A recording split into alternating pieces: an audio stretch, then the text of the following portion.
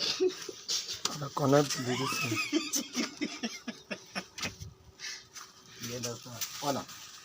No, connect our phone.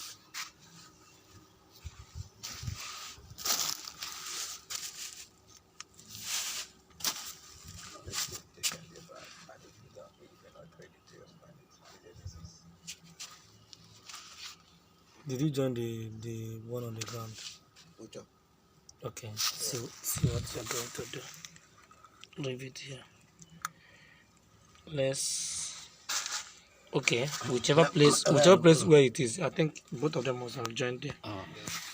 Okay. Now the basket here don't take for granted. I make the ask whether why are they linked with this cable.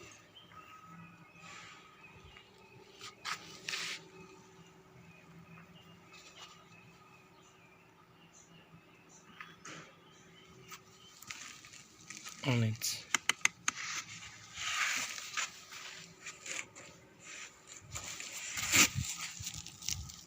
Press the red button.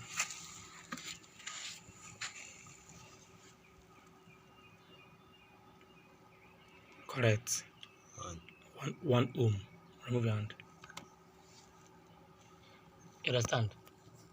That 1 ohm shows that it's better. I think that rain that fell actually helped it. Press it again. Let's be very sure of what we're doing.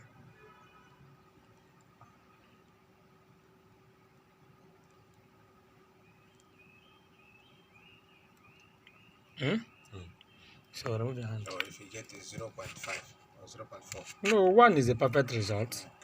But if we add this salt now, maybe we could get it 0. Put that salt. Remove this wire. Put the salt.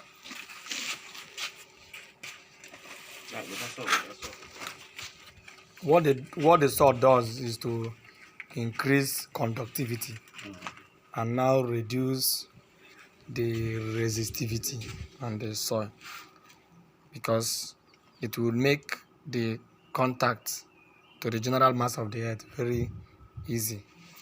But some people they use this chicken this in they put instead of salt. It all depends on something. Is it because it's like the salt has ions, and these ions will, let me call it impurities. It will serve as a kind of impurity, which will make the movement of the electrons quite easier and faster. If you carry pure water, when I mean pure water, I mean distilled water, connect wire to it, it cannot pass current because it has no impurities. Whenever you hear somebody tell you mention conductor, somebody now mention water. Water is never a conductor. Do you understand what I'm saying? Water cannot conduct electricity unless on a special condition. What are the conditions? When you make the water impure, put all of them. Yes, and when you make that water impure, and how do you make the water impure? And when you put sodium chloride in it, of course, sodium is positive, chlorine is negative. So it will be, you already have positive and negative poles. So there will be a conductivity. Okay, go and get water. So when you pour the water here now, this salt will melt and become brine, because sodium chloride mixed with water in a liquid form becomes what we call brine. I know this is a simple chemistry, which I don't know whether you will understand your chemistry very well. But the chemistry of this reaction is very clear, that when you pour the water here now, the water will now diffuse into the ground.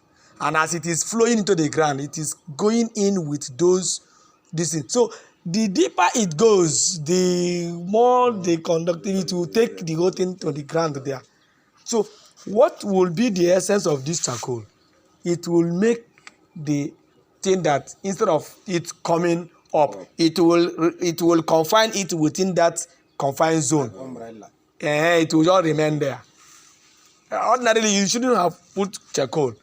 You're supposed to put what you call carbon. You understand me? Normal carbon.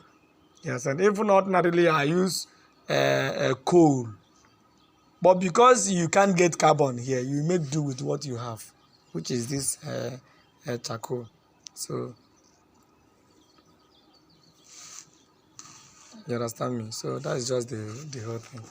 So by the time you finish the thing, Now and that chicken dog now, it's yes, not active like this sort. you can never be active. Chicken dog. The only thing the chicken dog does is to make that soil wet. You understand me? It doesn't. It can. This one now, salt is even good and better because if you carry dry salt and put it on top of the table, there's what we call hygroscopic substance and deliquescent substances. What are these? Deliquescent substance is a substance when it is exposed to atmosphere. It attracts water of crystallization and dissolves in it to form a solution.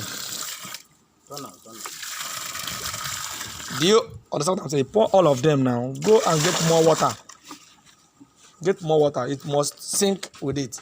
So hygroscopic, like tetraoxide of 6, is a substance when it is exposed to air, loses its own water of crystallization to the atmosphere.